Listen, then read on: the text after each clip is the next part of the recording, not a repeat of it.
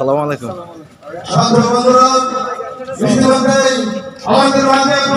রহমানির রহিম। আজকের এই 31 দফা কর্মী সভা 2025-এর আজকের সম্মানিত সভাপতি নেতৃবৃন্দ, আসসালামু আলাইকুম। আজকের এই 31 দফা কর্মী সভার এই অনুষ্ঠানে আপনাদের সকলের কাছে এবং বিশেষ করে আজকের এই মঞ্চে উপবিষ্ট যে নেতৃবৃন্দ আছেন তাদেরকে আমার তাদের কাছে আমার একটা অনুরোধ থাকবে। আমরা বিভিন্ন ঘাত প্রতিঘাতের মধ্য দিয়ে আজকে আমরা এখানে এসে দাঁড়িয়েছি।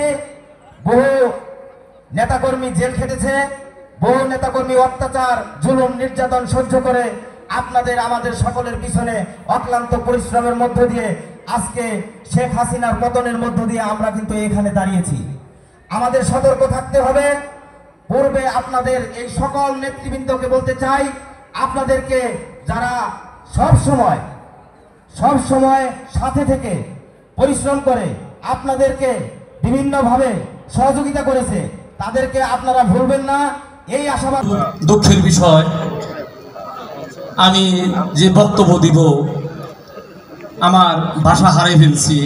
এত অত্যাচারে আমার রাজনীতি শুরু হয়েছে এরশাদ বিরোধী আন্দোলনে এই মাইনুল হোসেন বিল্টুর হাত ধরে। এই 16 বছর এই আওয়ামী লীগ ফ্যাসিস্ট সরকারে আমি যে নির্যাতন হয়েছি আপনারা সকলে জানেন। 16 সালের 12 এপ্রিল আমার উপরে যে হায়নার মতো আক্রমণ করেছিলেন, কে করেছিলেন আপনারা সবাই সেটাও জানেন। এই আওয়ামী লীগ, এই ছাত্রলীগ আমাকে যেভাবে আঘাত করেছিলেন, চাপাতি কুড়াল চাকু দিয়ে আমার বাঁচানোর জন্য আমার ভাতিজা যে নাজিমউদ্দিন সাবেক 1 নং ওয়ার্ডের সভাপতি নাজিমউদ্দিনের ছেলে জাপান প্রবাসী রাজাকে হত্যা করেছিলেন আমার সামনে দিন দুপুরে এই এনাম গেটের সামনে, আপনারা সকলেই জানেন। তারপর আমি যেভাবে হামলা মামলা ভিতরে আমি সংগ্রামী সাথী ও বন্ধুরা, আমার সবার আগে আমাদের এই দেশকে ভালোবাসতে হবে, এই দেশের মানুষকে ভালোবাসতে হবে। তার এই ধারাবাহিকতায় বিএনপির ভারপ্রাপ্ত চেয়ারম্যান জনাব তারেক রহমান 2013 সালে 2023 সালে 13 জুলাই রাষ্ট্র কাঠামোর 31 দফা ঘোষণা করেছিলেন।